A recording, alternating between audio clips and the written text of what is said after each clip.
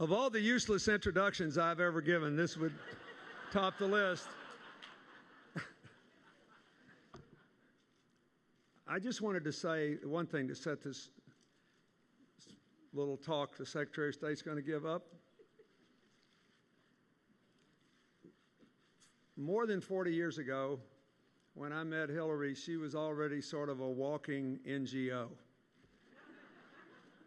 She was doing all this stuff before most of the rest of us discovered it was a fruitful way to spend a life.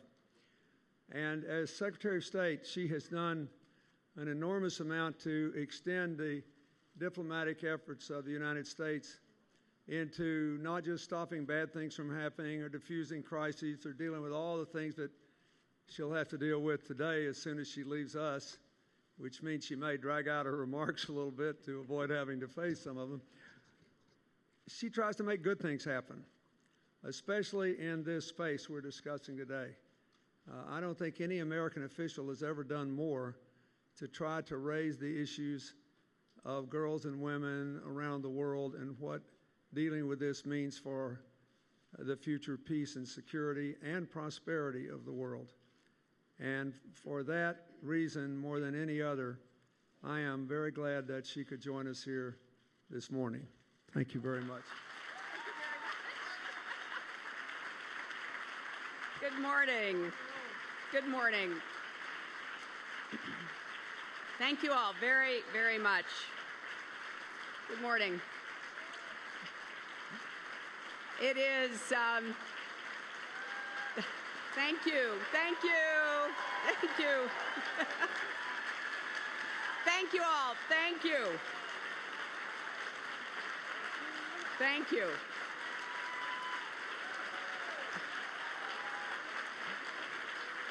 Thank you, thank you.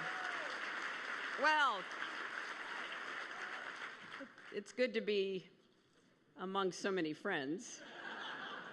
And I look out at this audience and I see so many of you whom I have worked with and known for such a long time. It is so good to be here at the Clinton Global Initiative.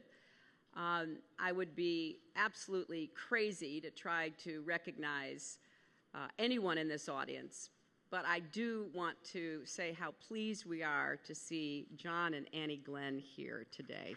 I am thrilled to see them and talk about a lifetime of service both on the earth and in the galaxy. Thank you. You know, I look forward to CGI much as you do because I always learn something new, and I'm always inspired by what each of you is doing to help solve problems and seize opportunities around the world. And for me, I usually get it second, third, and fourth hand from all of the people who are participating.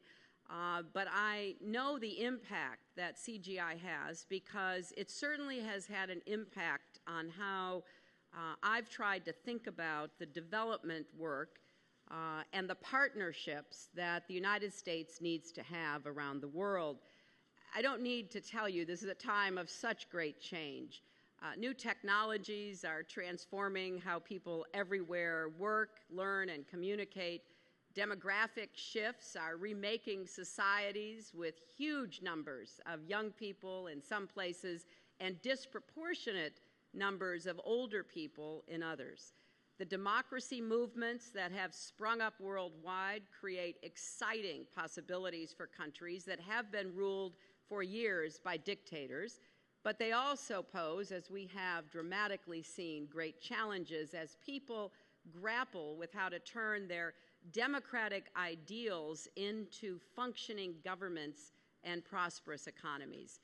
Emerging powers like China, Brazil, and India have a bigger hand in shaping world events, which is helping to reshape the global order, changing how countries engage with each other and how companies do business, many of those represented here, as well as how foundations and universities think about forging partnerships worldwide.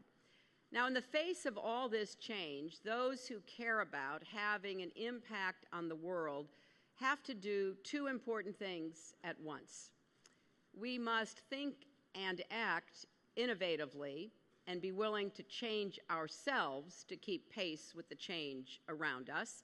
And at the same time, we must stay true to our values. Otherwise, we will lose our way. Now, from my conversations with many of you, I know that you yourselves, your organizations, your businesses are working every day to do that. Well, so is the United States. And there is no area in which this is more evident than in our development efforts.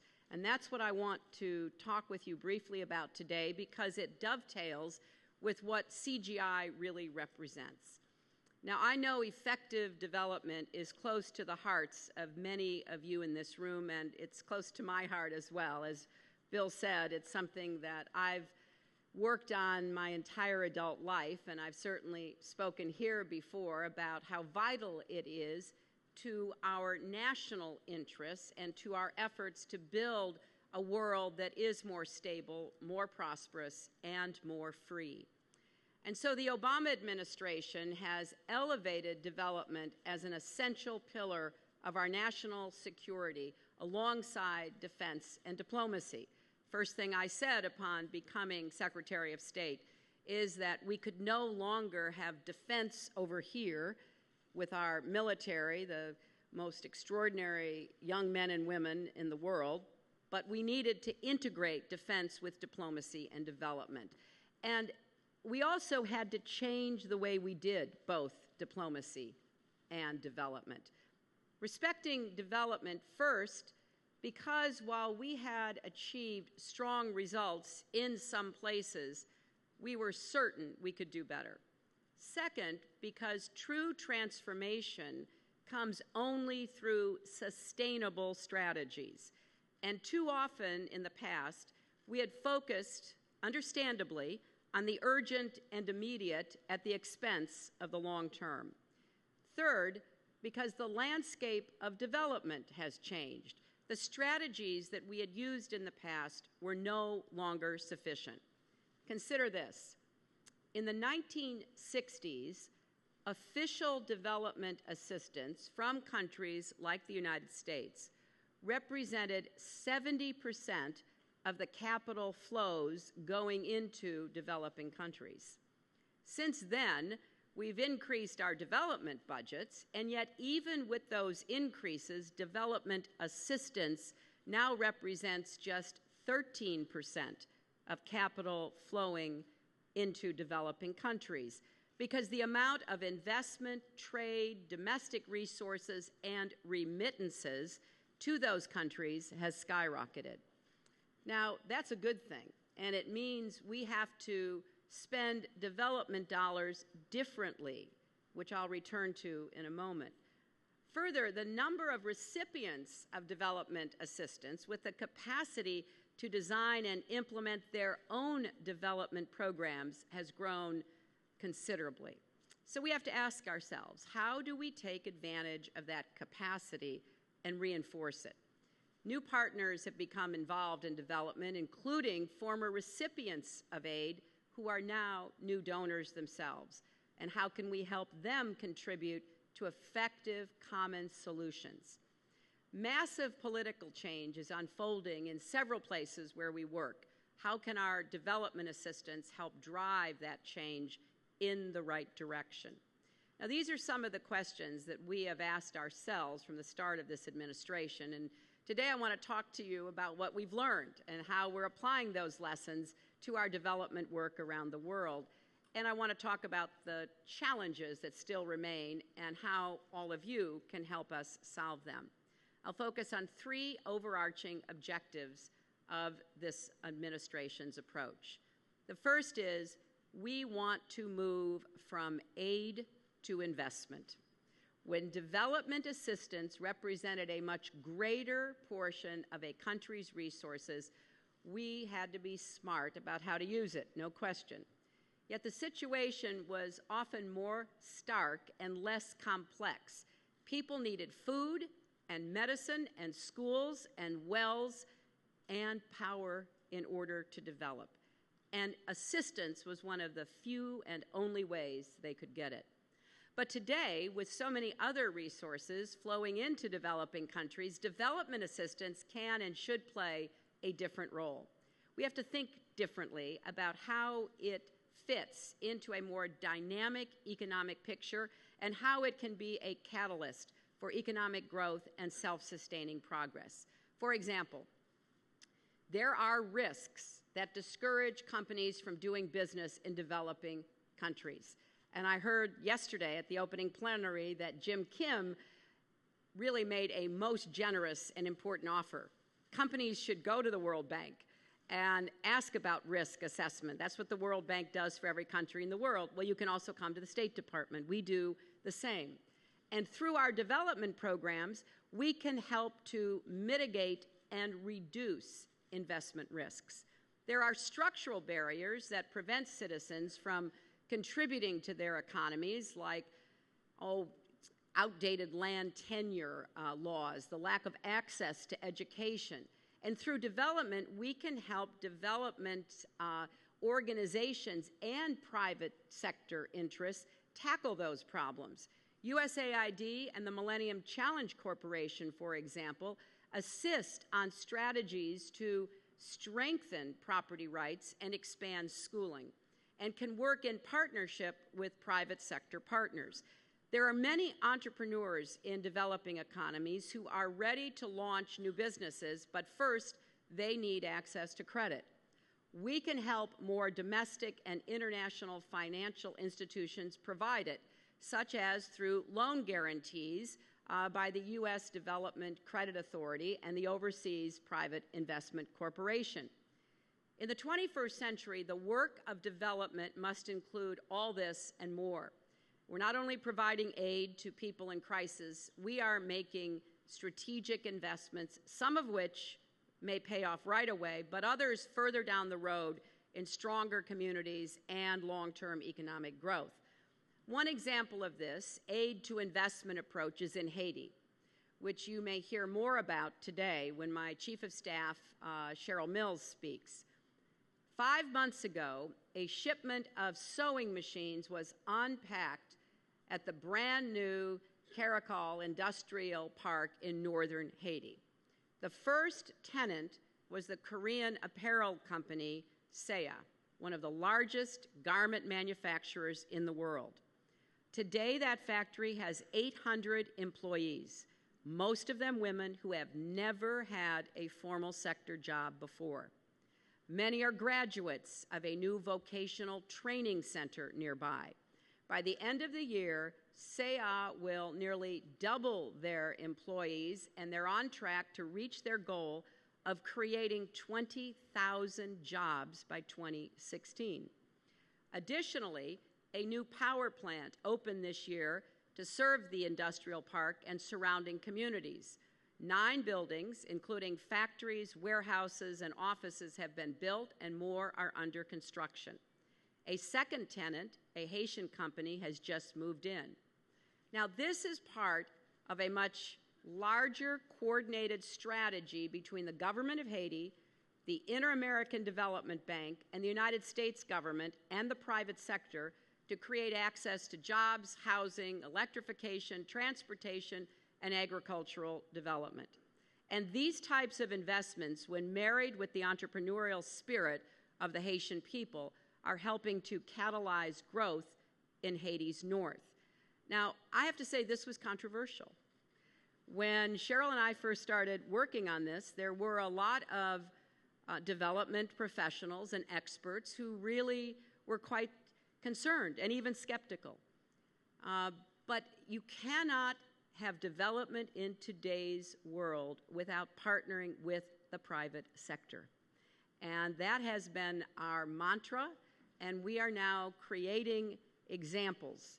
Are there pitfalls? Are there problems? Of course there are. There is with any kind of organized effort at development. But the fact is that including the private sector gives developing economies new opportunities. In the last decade, for example, 6 of the world's 10 fastest growing countries were in Africa. That number will soon rise to 7. In the wake of the global financial crisis, many developing countries grew faster and more steadily than the world's biggest economies. And private sector investments there often yield greater returns than those in more developed markets.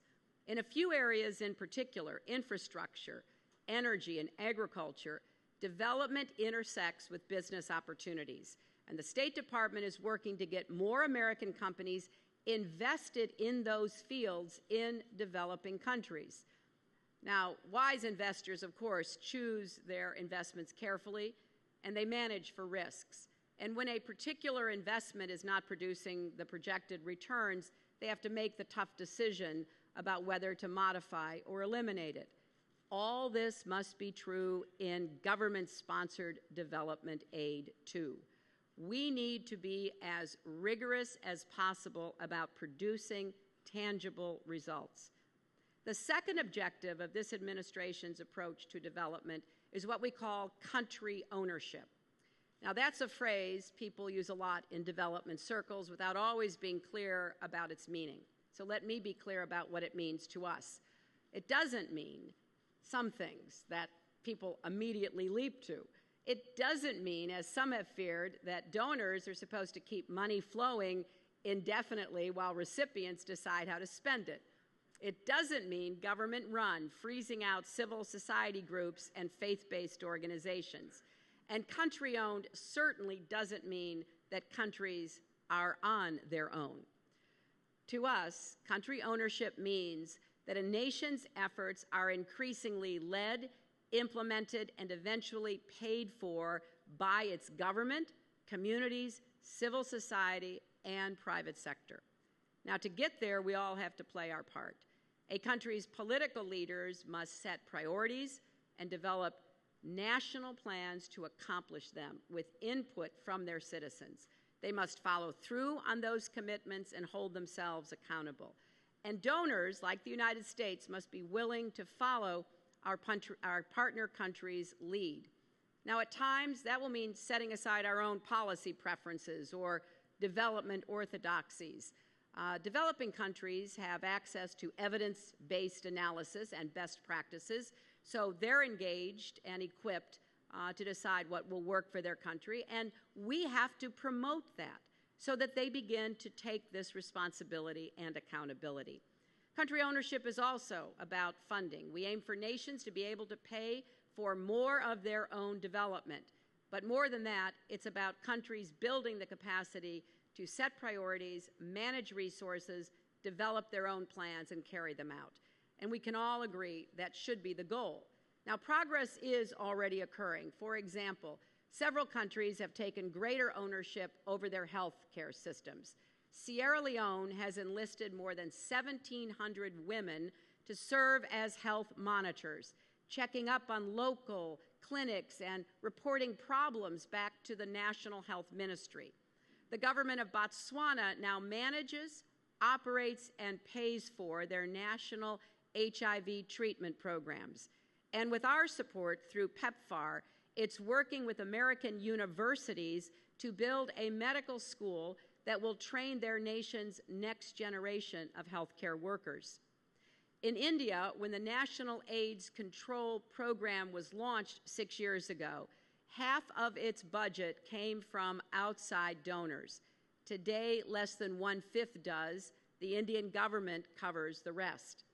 And Rwanda and the United States are now working toward a new kind of partnership. The United States will continue to provide support for our health programs, including PEPFAR, as well as programs on maternal and child health, family planning, and TB. But the Rwandan government will do the managing, monitoring, and evaluating of these programs, and most will be run through Rwanda's own public system. We've already transferred patients receiving care through PEPFAR to clinics run by Rwandans. Meanwhile, Rwanda's increased ownership and capacity frees our resources so that we can focus more on a priority that they've identified, namely training local healthcare workers. Because in the face of the HIV/AIDS crisis over the last 10, 15 years, we have brought a lot of resources, including human resources, to countries, but they must be able to start building their own resources.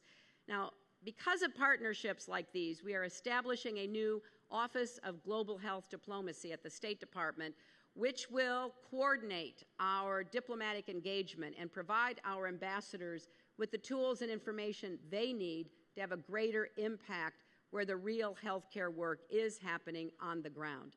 Let me mention one other key aspect of what country ownership means.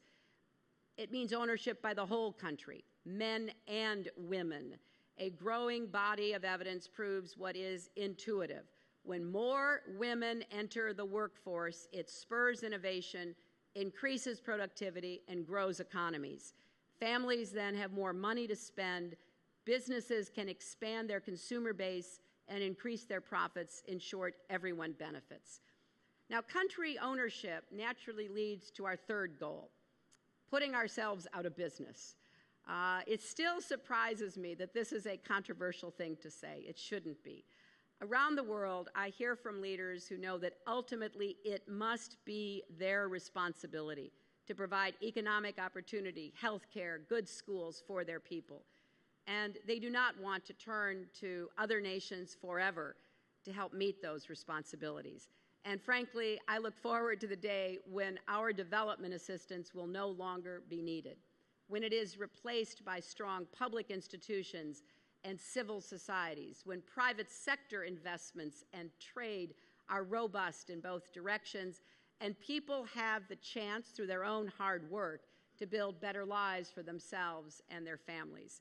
So putting ourselves out of business means putting a special emphasis on self-sufficiency. So we are working with partner countries to strengthen their political will for reform and provide technical assistance on issues like taxation, so they can mobilize their own domestic resources for long-term development. And one of the issues that I have been preaching about around the world is collecting taxes in an equitable manner, especially from the elites in every country. You know, I'm out of American politics, but it is a fact that around the world, the elites of every country are making money. There are rich people everywhere, and yet they do not contribute to the growth of their own countries. They don't invest in public schools and public hospitals and other kinds of development internally. And so it means for leaders telling powerful people things they don't want to hear. It means being transparent about budgets and revenues and bringing corruption to light. And when that happens, we shouldn't punish countries for uncovering corruption. We should reward them for doing so. And it means putting in place regulations designed to attract and protect investment. I just met in the last few days with the new president of a country who is trying to tackle corruption. And I said, well, I have here a lot of the international lists of where your country stands on business climate, on corruption, on government transparency, and you are near or at the bottom. And it is time for you to recognize that in an interconnected global economy, you will benefit from doing what you should be doing internally for yourself. And so we have to have that kind of hard talk, which we do on a regular basis. So for nearly 4 years, this administration has been updating our development assistance with these objectives in mind. We designed our Feed the Future food security initiative and our Global Health Initiative with an emphasis on country ownership and investment. We launched an ambitious reform initiative under Dr. Raj Shah's leadership, USAID Forward, which among other things focuses on how to identify and bring to scale path-breaking innovations. And we're creating groundbreaking renewable energy investment vehicles in Africa through the Overseas Private Investment Corporation. And we've launched a range of public-private partnerships through our Global Partnership Initiative. In fact, I announced one example here 2 years ago, the Global Alliance for Clean Cook Stoves, which is working to help 100 million households in developing countries switch to clean cook stoves by 2020 to save lives, improve health, and reduce climate change. But there still is a lot of work for us to do, and that's where you come in. There's one further step in particular I want to mention. I'll be speaking about this at greater length later in the year, and that is investing more deeply in a broader range of partners. Today, much of our development assistance is still invested through one group of partners, international NGOs. They have expertise and local knowledge, and they can respond quickly when needed. We want to continue our successful relationships with them, but we also need to broaden and increase our network of partnerships to advance our work in development. Given the landscape we face, that makes sense. Now, this is the next big leap because we need you to help us make it. The entire spectrum of the international development community is represented in this audience, and there are steps we can start taking together. Let's start viewing all our separate efforts as a portfolio of complementary investments. Rather than measuring only development assistance by governments, we should also measure the full set of investments by businesses, by civil society groups, and the multilaterals to get the whole picture of the scope and scale of our combined engagement. And let's do a better job of measuring our own performances, including how well we leverage partnerships and be transparent with the results. And we should measure the performance of our partners, not just our projects. The process may, frankly, be uncomfortable for all of us, but it is essential for getting better results. So as we work toward the next round of global development goals, not only the Millennium Development Goals, some of which we've made progress on, others of which are still out of reach, but also the new effort that Secretary General Ban Ki-moon talked about yesterday on Sustainable Development Goals. Let's redouble our commitment to multi-partner approaches that bring all of us together.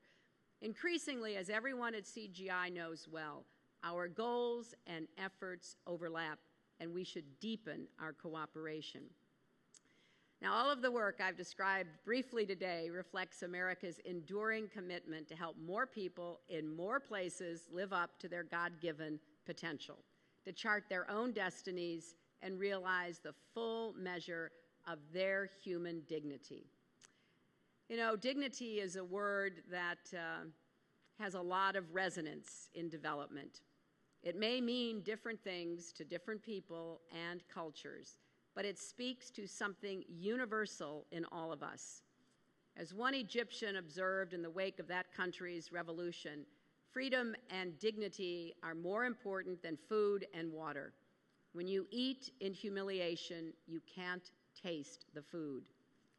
So for the United States, as we pursue our development agenda around the world, working to improve and save lives, to spur growth, we are working to advance freedom and dignity. We are standing up for democracies that unlock people's potential and standing against extremists who exploit people's frustrations. We are trying to help societies leave behind old enmities and look ahead to new opportunities. We are backing reformers who build accountable institutions and combat corruption that stifles innovation, initiative, hope, and yes, dignity. And we are championing the universal human rights of all people, including the right to worship freely, to assemble and protest peacefully, and yes, to freedom of expression. These rights are bound together, inseparable, not just in our own Constitution, but in the Universal Declaration of Human Rights. Threatening one threatens all. Each of these steps helps create the conditions where people can reach for and find a sense of dignity for themselves and their societies. But dignity does not come from avenging insults, especially with violence that can never be justified. It comes from taking responsibility and advancing our common humanity. If you look around the world today, countries that are focused more on fostering growth than fomenting grievance are racing ahead, building schools instead of burning them, investing in their people's creativity, not inciting their rage, opening their economies and societies to have more connections with the wider world, not shutting off the internet or attacking embassies. The people of the Arab world did not set out to trade the tyranny of a dictator for the tyranny of a mob. There is no dignity in that. The people of Benghazi sent this message loudly and clearly on Friday when they forcefully rejected the extremists in their midst and reclaimed the honor and dignity of a courageous city. They mourned the loss of Ambassador Chris Stevens, a friend and champion of a free Libya, and his fallen comrades. They are not alone. People and leaders from across the region and the world and beyond have spoken in recent days against violence. Foreign Minister of Tunisia came to Washington last week and personally underscored his country's stand. And unity on this throughout the international community is crucial because extremists around the world are working hard to drive us apart. All of us need to stand together to resist these forces and to support democratic transitions underway in North Africa and the Middle East. Throughout this week, as I engaged my counterparts from many nations, we discussed, and we will continue here at the United Nations, how we can work together to build lasting partnerships focused on freedom, human dignity, and development, fostering democracy and universal values. And we need your help and leadership.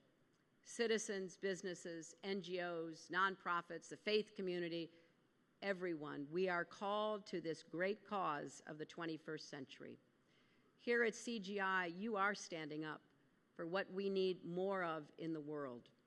So thank you. Thank you for devoting your energy, your efforts, and your resources to improving our world one day at a time. And thank you for backing your words with concrete commitments that I know are solving problems and changing lives. You reaffirm my faith in the future we are building together. So let's get to work for more freedom, democracy, opportunity, and dignity. Thank you all very much. Thank you.